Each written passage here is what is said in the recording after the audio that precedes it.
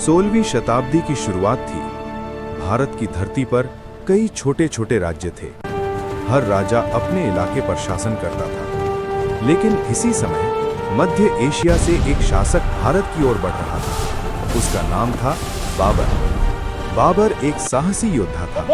उसकी नजर भारत की समृद्धि और उपजाऊ जमीन पर थी। साल 1526 में उसने दिल्ली के सुल्तान इब्राहिम लोदी से युद्ध किया। ये युद्ध इतिहास में पानीपत का पहला युद्ध के नाम से जाना गया। युद्ध भयंकर था।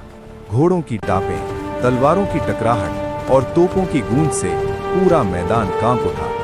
आखिरकार बाबर की सेना विजयी हुई और यहीं से भारत में मुगल साम्राज्य की शुरुआत हुई। बाबर के बाद उसके बेटे हुमायूं ने सत्ता संभाली। हालांकि उसके शासन में कई कठिनाइयां आईं, लेकिन उसने अपने पिता के साम्राज्य को बचाए रखने की कोशिश की। फिर समय आया एक ऐसे शासक का जिसने मुगल साम्राज्य को नई ऊंचाइयों तक पहुंचाया। उसका नाम था अकबर। अकबर केवल एक योद्धा ही नहीं, बल्कि एक दूरदर्शी शासक भी था। उसने नए कानून बनाए, अलग अलग धर्मों और संस्कृतियों को सम्मान दिया और अपने साम्राज्य को मजबूत बनाया। अकबर के समय में कला, स्थापत्य और संस्कृति ने खूब तरक्की की। भव्य किले, शानदार महल और खूबसूरत बाग बनाए गए। मुगल वास्तुकला की झलक आज भी कई ऐतिहासिक इमारतों में दिखाई देती है।